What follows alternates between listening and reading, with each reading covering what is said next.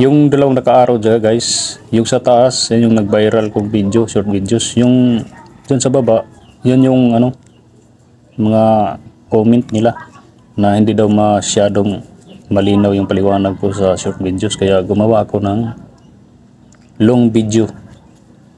At ito'y sana ay maintindihan nyo talaga ito.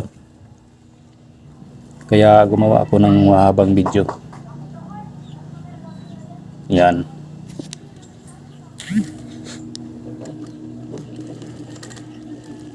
Yan, pasada muna tayo guys. Ayan. Ayan o. Pag may nakita kayong ganito, yan mga kulubot, pasada tayo ulit. Yan, masyadong kulubot yun.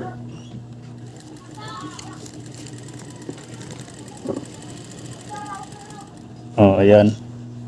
Ayan, pag may nakita kayong ganyan na nangulubot, pasada tayo ulit para malinaw, para maintindihan nyo talaga. Yan, yan ganyan. Yan. Pag naka-encounter kayo ng ganito, ayan ganyan, kulubot. Yan ganyan.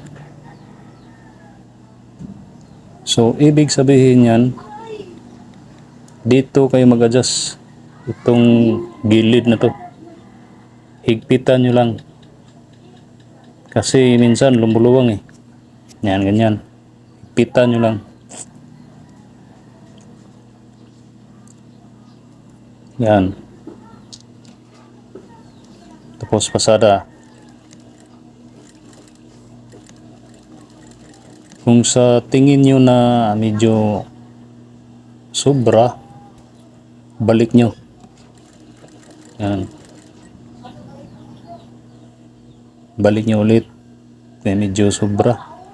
Dito talaga kayo adjust itong ano na to. Adjustment na to. Ito. Kasi minsan kinikulikot ng mga bata. Hindi natin alam. Yan, tingnan natin. O yan, medyo maganda na. Maganda na siya. At i-adjust pa natin konti dahil medyo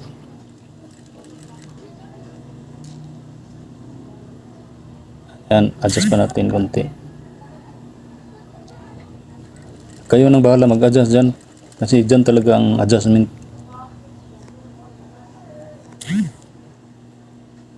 Yan, dito talaga kayo mag-adjust. Kasi minsan kinukulikot ng mga bata.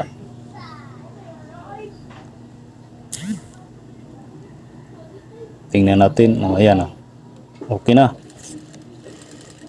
Sana'y maliwanag na ito para sa inyo, yung mga nagko-comment. Diyan yung mga nagreklamo na hindi daw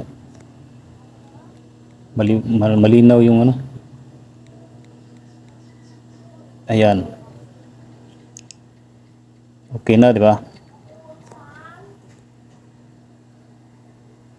Basta huwag niyo kalimutan, dito kayo mag-adjust.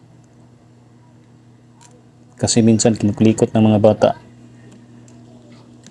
Tataka ka na lang. At hanggang dito na lang guys. Maraming salamat sa inyong panonood. Na sana'y natuto kayo.